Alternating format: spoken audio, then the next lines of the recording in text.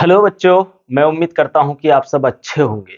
दोस्तों, आज हम लोग इस वीडियो लेक्चर में करने वाले हैं क्लास 10th के बायोलॉजी का चैप्टर नंबर 6 यानी जैव प्रक्रम का लेक्चर नंबर 4 करने वाले हैं दोस्तों।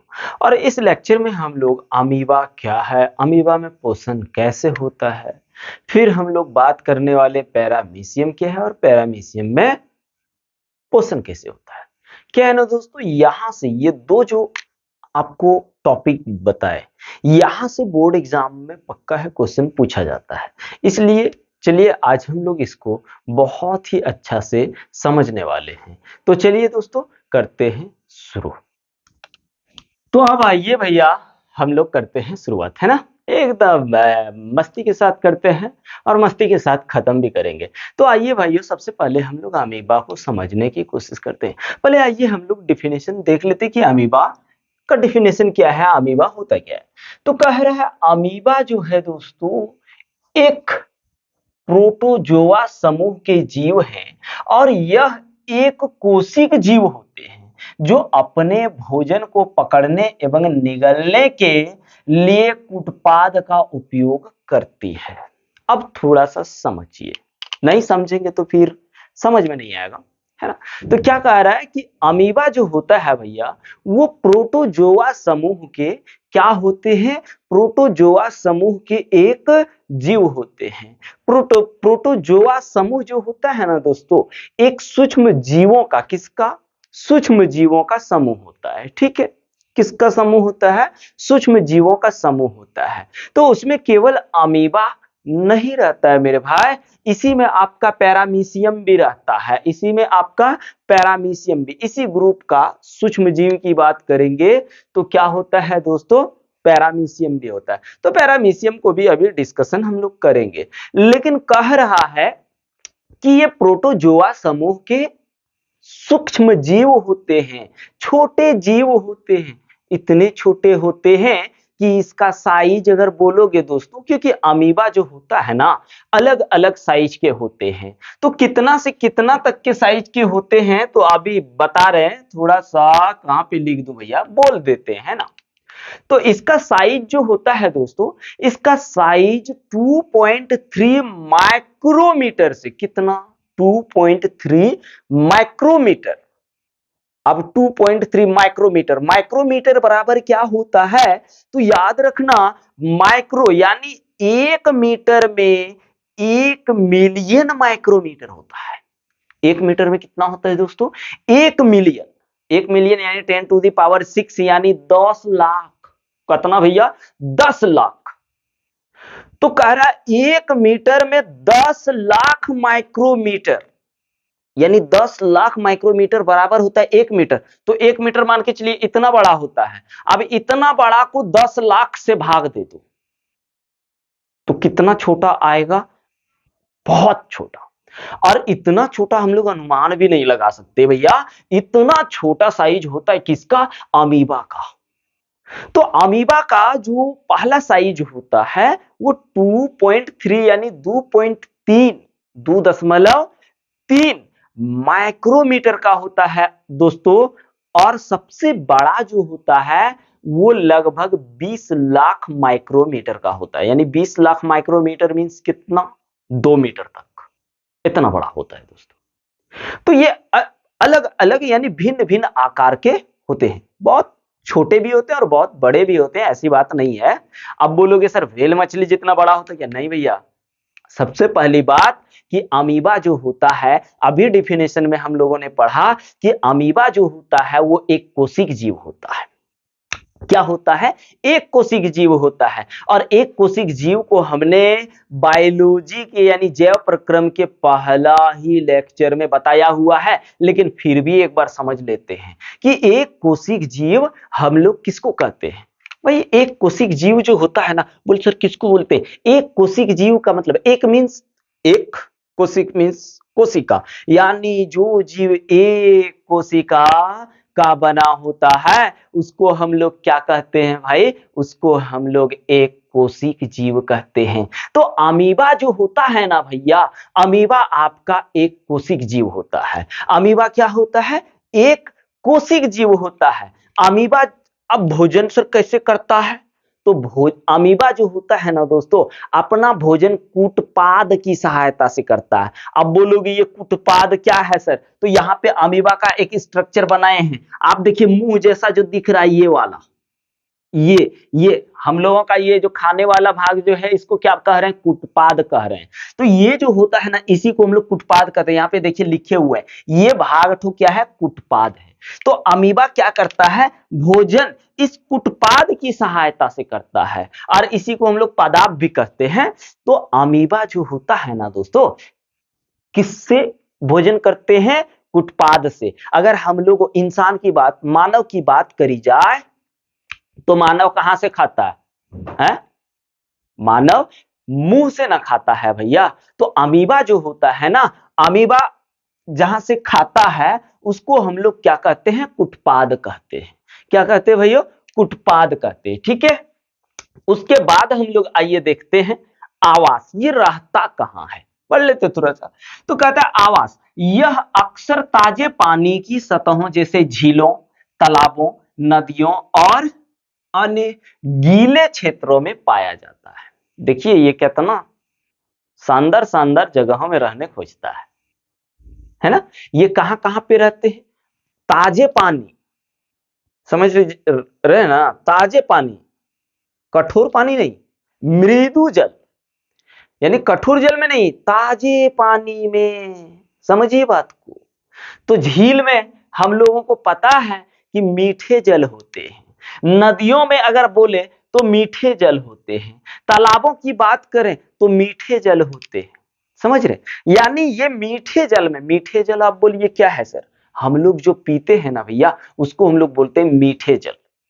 और एक होता है स्लाइन वाटर, यानी लवणीय जल, जो समुद्रों में पाया जाता है। समुद्र के जल को हम लोग लवणीय जल कहते हैं। ठीक है, तो उस वो सब जगहों में भी पाया जाता है, ऐसी बात नहीं कि वहां भी नहीं पाया जाता है। ठीक है, तो ये अधिकतर कहां पे पाया जाता है? ताजे पानी में, बढ़िया जल में, झीलों में, तालाबों में और गीले गीले जगहों में। कहां पे दोस्तों इसका आवास कहां? ये रहता कहां है? तो ये क्लियर हो गया। ये रहता कहां है दोस्तों? ये तालाबों में, झीलों में, नदियों में और गीले जगहों में पाया जाता है। लेकिन वो कैसा होना चाहिए? वो जल ताजा होना चाहिए, ताजे पानी होनी चाहिए। अब बात है कि इसका खोज किसने किया था? अमीबा को सर्वप्रथम कब देखा गया और इसको किसने देखा और इसका नाम अमीबा रखा किसने? तो दोस्तों इसका खोज सर्वप्रथम 1755 में, कितना? 1755 में। ठीक है, किसने खोजा? अगस्त, महीना नहीं समझना, अगस्त जोहान रोसेल वन रोसेनहॉफ ने। नाम देखो कितना खतरनाक है, अगस्त जोहान रोसेल वन रोसेनहॉफ। ये एक ही आदमी का नाम है, ये नहीं कहना कि पूरे जिले के आदमी का नाम है, एक ही आदमी का नाम है। इन्होंने ही 1755 में सर्वप्रथम अमीबा को देखा और अमीबा का नाम अमीबा किसने दिया? इसी ने, अगस्त जोहान रोसेल वन रोसेनहॉफ ने। कब दिया दोस्तों? तो कहा जाए तो 1755 में। इन्होंने कहां देखा? इन्होंने नदी में देखा। इन्होंने ताजे जल के, जहां से ताजा जल निकलता है, जहां ताजा जल होता है, उस जगह पे इन्होंने देखा। कब देखा? 1755 में। अब आइए बात करते हैं दोस्तों कि अमीबा जो होता है ये अपना पोषण कैसे करता है। हम लोग फिगर की सहायता से भी समझेंगे और लिख के भी समझेंगे। तो अमीबा में पोषण, न्यूट्रिशन इन अमीबा, अमीबा में पोषण कैसे होता है? तो आइए देखिए यहां सबसे पहले क्या कह रहा है। अमीबा जो होता है, अमीबा में कोशिकीय सतह से, कोशिकीय सतह से अंगुली जैसे अस्थायी प्रवर्ध की मदद से भोजन ग्रहण करता है, जिसे कूटपाद या पदार्थ कहा जाता है। देखिए ऐसे समझिए बात को। ये देखिए कितना मस्त दिख रहा है, अमीबा जैसा ही दिखेगा। तो ये वाला जो आपको दिख रहा है अंगुली जैसे प्रवर्ध, देखिए यहां से अगर नहीं समझ पा रहे तो यहां से समझिए। अंगुली जैसी जो पर्वत, ठीक है, अंगुली जैसा जो दिख रहा है, यहां पे आप देखिए छेद है खाना लेने के लिए, ठीक है। तो ये जो है दोस्तों, इसी को हम लोग प्रवर्ध बोलते हैं। क्या बोलते हैं? इसी को सॉरी, इसी को हम लोग कुटपाद कहते हैं। अब इस कुटपाद में आप यहां देखिए होल है।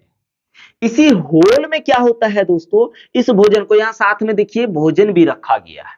अभी बात कर रहे हैं भोजन भी रखा गया है। अब सर भोजन ये क्या करता है, प्रॉब्लम ये भी तो है, इसके बारे में भी बात करेंगे दोस्तों, घबराने की बात बिल्कुल है नहीं। तो क्या होता है, इसको हम लोग क्या कहते हैं, कुटपाद। ये अमीबा का स्ट्रक्चर है और अमीबा में मात्र क्या पाया जाता है दोस्तों, केंद्रक बीच में होता है, इसलिए इसको हम लोगों ने क्या कहा, केंद्रक कहा। ठीक है, क्या कह रहा है कि जिसे कुटपाद या पदाब कहा जाता है, उसी की सहायता से अमीबा भोजन करता है। ठीक है, उसका मुंह वही है, कौन है, कूटपाद है।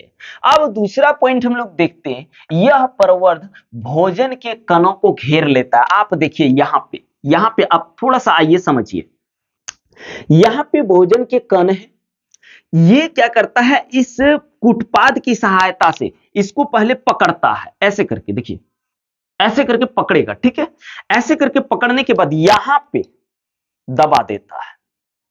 यहां पे क्या करता है, उस खाद्य कण को यानी खाने वाले पदार्थ को ऐसे करके वो अपने कुटपाद में दबा देता है। ठीक है, ऐसे करके कुटपाद में दबा देता है। तो क्या कह रहा है, दबा देता है और ऐसे करके घेरा ना गया, ऐसे करके घेर लेता है।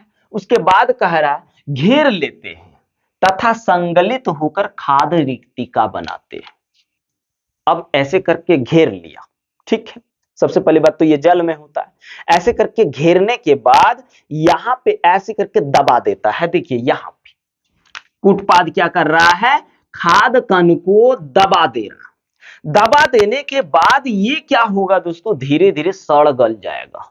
क्या हो जाएगा, सड़ गल जाएगा, पूरी तरह से ये गल जाएगा, पूरी तरह से पच जाएगा। और पच जाने के बाद, इसी को पच जाने के बाद, मान लीजिए पच गया, तो ये पच जाने के बाद ऐसे करके जगह घेर लेगा, लिक्विड फॉर्म में आ जाएगा ना, घुलनशील अवस्था में आ जाएगा। तो ऐसे करके ये इतना जगह घेर लेता, वही जगह को हम लोग बोलते हैं खाद्य रिक्तिका। देखिए खाद्य रिक्तिका बनाते हैं। तो जहां पे वो कुटपाद जो है, कुटपाद जहां पे अपने खाद्य पदार्थ को यानी खाने वाले पदार्थ को जहां पे घेर के रखता है और जिस जगह पे सड़ गल जाता है, वही खाद्य पदार्थ हो, खाद्य कंटो सड़ गल जाता है। और जितना दूर तक ये फैल जाता है दोस्तों, कौन, वो खाद्य कण जितना दूर तक फैल जाता है, तो देखिए जितना दूर तक ये फैल गया, तो ये जो आप जगह देख पा रहे हैं, इसी को हम लोग बोलते हैं खाद्य रिक्तिका। और ये आपका क्या है, खाद्य कण, ये पूरी तरह से बंद हो गया है। ठीक है, क्या हो गया दोस्तों, ये पूरी तरह से बंद हो गया। ये मेरा क्या हो गया, खाद्य रिक्तिका, ये जगह जहां पे आपका खाद्य कण है। ठीक है, अब कहता है खाद्य रिक्तिका के अंदर जटिल पदार्थों का। अब जटिल मीन्स क्या हुआ सर, तो जटिल मीन्स क्या होता है दोस्तों, जो चीज डायरेक्टली अगर मुंह में लें और वो अंदर ना जाए तो वो जटिल हुआ। अब जैसे हम लोग ही देखिए, हम लोग ही भोजन करते हैं, तो भोजन जो होता है ना, वो जटिल ऐसे घटा के थोड़े ना अंदर ले सकते हैं। अरे मर जाओगे यार ऐसे अंदर लोगे तो हम लोग क्या करते हैं, भोजन को सबसे पहले सरल टुकड़ों में यानी छोटे छोटे टुकड़ों में उसको विखंडित कर देते हैं। करते हैं कि नहीं, विखंडित करने के बाद हम लोग क्या करते हैं, ग्रास नली की सहायता से, ग्रास नली की सहायता से दोस्तों हम लोग क्या करते हैं, तो हम लोग उसको अंदर ले लेते हैं। तो वैसे ही क्या करता है कि जटिल पदार्थ जो होते हैं, जैसे जो ये जो खाता है, ये खाने वाले पदार्थ तो डायरेक्ट अंदर लेगा तो फंस नहीं जाएगा, डायरेक्ट लोगे अंदर तो फंसेगा ना, इंसान का फंस जाता है, कोई भी चीज खाएगा डायरेक्ट तो फंस जाएगा। तो वैसे ही जब ये क्या करता है, रिक्तिका क्या करता है, मान लीजिए वो सड़गल गया, जो चीज खाया सड़गल तो गया, लेकिन वो छोटे छोटे टुकड़ों में तो अभी विखंडित नहीं हुआ। तो रिक्तिका क्या करता है, उसको छोटे छोटे टुकड़ों में विखंडित कर देता है, और विखंडित करने के बाद वो पूरी तरह से पाचित हो जाता है, पूरी तरह से पच जाता है। और पच जाने के बाद दोस्तों, पच जाने के बाद कोशिका द्रव्य की, देखो यहां पे कहता है विघटन सरल पदार्थों में किया जाता है और वे कोशिका द्रव्य में विसरित हो जाते हैं। यानी कोशिका द्रव्य में ये क्या होता है दोस्तों, ये इसका कोशिका द्रव्य है। आप देखिए ये जो भाग दिख रहा है ना, ये जो भाग आपका दिख रहा है, ये इसका कोशिका द्रव्य है। तो ये भोजन जो इसने लिया, ये भोजन पूरे कोशिका द्रव्य में फैल जाता है, पूरे कोशिका द्रव्य में फैल जाता है, जिससे इसको ऊर्जा प्राप्त होती है। अब कुछ तो अपच पदार्थ बचेगा ही, तो यहाँ पे लिखा है कि बचा हुआ अपच पदार्थ कोशिका की सतह की ओर गति करने लगता है। अब कोशिका की सतह तो यही ना है, देखिए कोशिका की सतह कौन वाला है, यही है। तो इधर क्या करता है, वो अपच पदार्थ गति करना शुरू कर देता है। ठीक है, कोशिका की सतह की ओर गति करता है तथा शरीर से बाहर निकाल दिया जाता है। अब बोल सर बाहर किधर से निकालता है, मान लीजिए सर वो तो इन्होंने खाया, सड़ाया, गलाया, विखंडित किया छोटे छोटे टुकड़ों में, यानी सरल टुकड़ों में विखंडित करके इन्होंने कोशिका द्रव्य में इसका भोजन तो फैल गया, जिससे उसको एनर्जी प्राप्त हो गया। लेकिन कुछ अपच जो पदार्थ है वो कोशिका भित्ति की तरफ आना शुरू हो गया। अब कोशिका भित्ति की तरफ आना शुरू हो गया तो इसका मतलब ऐसा नहीं कि वो एक ही जगह से अपच पदार्थ निकलेगा। जैसे और चीजों में एक ही जगह से निकलता है ना अपच पदार्थ, एक ही जगह से निकलता ना, एक ही जगह से नहीं, है ना। तो भैया वो अपच पदार्थ जैसे ही कोशिका भित्ति के सतह पर आ जाता है तो ये जिधर जिधर होता है उधर से ही निकल जाता है। ऐसा नहीं कि एक जगह से निकलता है, पूरे कोशिका भित्ति से वो अपच पदार्थ निकलना शुरू हो जाता है दोस्तों। अब बात ये है कि ये खाद्य कण है क्या, तो दोस्तों ये खाद्य कण जो है ना, ये खाद्य कण क्या है, शैवाल है। ये खाद्य कण, कौन सा खाद्य कण, जो खाद्य कण ये जो खाता है ना, वो क्या खाता है, तो ये सूक्ष्म जीवों को खाता है, छोटे छोटे जीवों को, तैरते हुए सूक्ष्म जीवों को, क्योंकि ये जल में होता है। तो तैरते हुए सूक्ष्म जीवों को ये कुटपात की सहायता से खटाक से पकड़ लेता है, ऐसे करके खटाक से पकड़ता है और यहाँ दबा लेता है।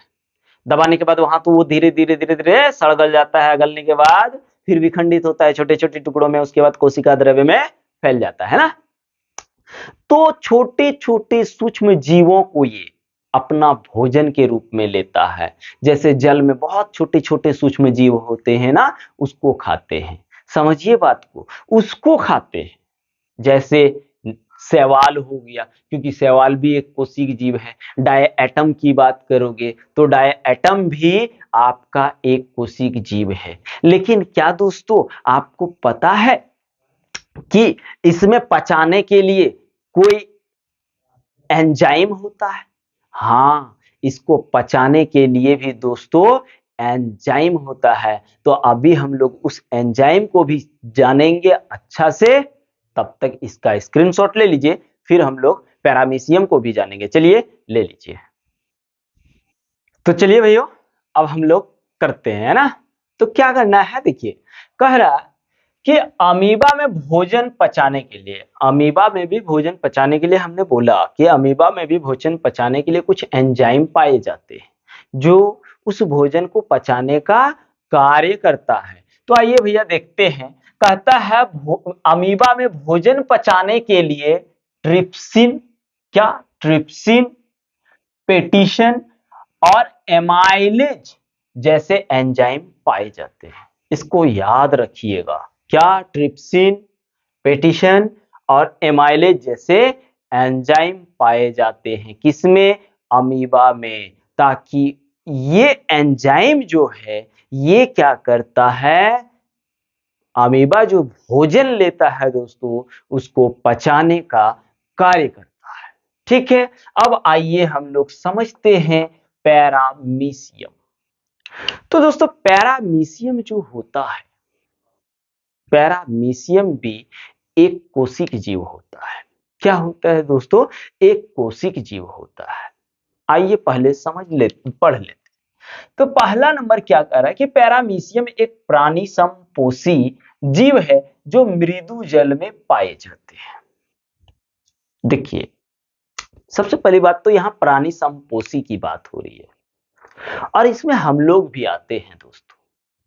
प्राणी समपोषी का मतलब होता है कि जो जीव बाहर से ठोस या तरल पदार्थों को, कौन पदार्थ? तरल खाद्य पदार्थों को, ठोस या तरल खाद्य पदार्थों को अंतर्ग्रहण करके शरीर के अंदर उसका पाचन करता है, तो उसको हम लोग बोलते हैं प्राणी समपोषी पोषण बोलते हैं दोस्तों।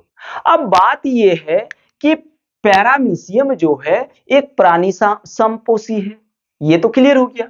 अब कह रहा है जीव है जो मृदु जल में पाए जाते हैं। मृदु जल का मतलब अब यहाँ पे क्या हो रहा है?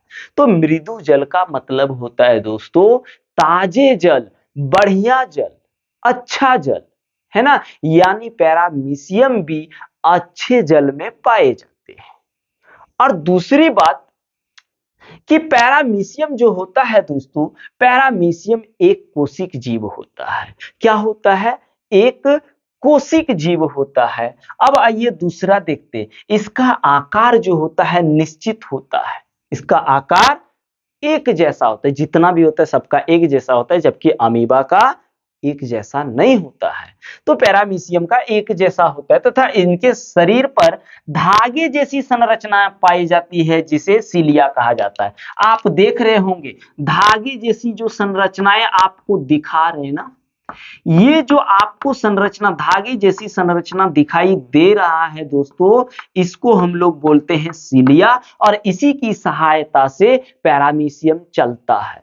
इसका गोड़ हाथ जो भी बोलूं सब यही है, ठीक है। तो पैरामीशियम जो होता है जो धागे नुमा संरचना पाई जाती है उसको हम लोग सीलिया कहते हैं और सीलिया की सहायता से पैरामीशियम गति करते हैं, ठीक है, जिसे सीलिया कहा जाता है। अब यहां पे आता है पॉइंट नंबर 3। क्या कहता है कि इसमें सीलिया के द्वारा ही भोजन का अंतर ग्रहण किया जाता है। यानी ये सीलिया जो है ना दोस्तों, ये सीलिया जो आपको दिख रहा है, इस सीलिया की सहायता से ही पैरामीशियम अपना भोजन ग्रहण करता है। क्या करता है? अपना भोजन ग्रहण करता है, अंदर लेता है, ठीक है, चलो अंदर लेता है। भोजन का अंतर ग्रहण होता है तथा एक स्थान से दूसरे स्थान पर जाते हैं। यही कारण है कि सीलिया को पैरामीशियम का प्रचलन अंग कहा जाता है। यानी सीलिया को बोल रहे हैं ना भाई कि सीलिया जो होता है ना, पैरामीशियम का गोड़ हाथ यानी पैर जो भी बोलो, पैर हाथ जो भी बोलो, पैरामीशियम का यही है। सीलिया को ही हम लोग कहते हैं। प्रचलन मीन्स चलना, गति करना। तो गति करने के लिए क्या यूज करता है पैरामीशियम दोस्तों? तो गति करने के लिए पैरामीशियम जो होता है सीलिया का यूज करता है, अर्थात सीलिया का उपयोग करता है। अब कहता है इसके अतिरिक्त इनमें भोजन के लिए एक निश्चित स्थान होता है जिसे कोशिका मुख कहा जाता है। अब आइए समझते हैं। हम लोग भोजन करते हैं तो हम लोग भोजन क्या करते हैं? ऐसे करके थाली में लिए, थाली में लेने के बाद उसको बढ़िया से मिलाते हैं, मिक्स करते हैं, क्या स्वादिष्ट बना होगा बाप रे। तो उसको खाते हैं, ऐसे करके मिलाते हैं, मिलाने के बाद मुंह में लेते हैं, मुंह में क्या करते हैं दोस्तों? उसको अच्छा से विखंडित करते, छोटे छोटे टुकड़ों में विखंडित करते हैं और लार की सहायता से उसको मिलाते हैं, है ना, ताकि स्वाद को हम लोग पहचान सके। तो यहाँ पे क्या होता है, इसका आप देखिए, इसका ये जो भाग दिख रहा है ये इसका मुंह है, ये वाला जो आपको दिख रहा है ना, ये इसका मुंह है, ठीक है। इसको हम लोग बोलते हैं कोशिका मुख। यहीं से ये भोजन को अंदर लेता है। हम लोग मुंह से लेते हैं, मुंह में लेने के बाद ग्रास नली से लेते हैं। तो ये जो होता है ना आपका क्या, पैरामीशियम। पैरामीशियम का मुंह बोलो तो उसका कोशिका मुख जो होता है, इसका मुंह होता है किसका, पैरामीशियम का।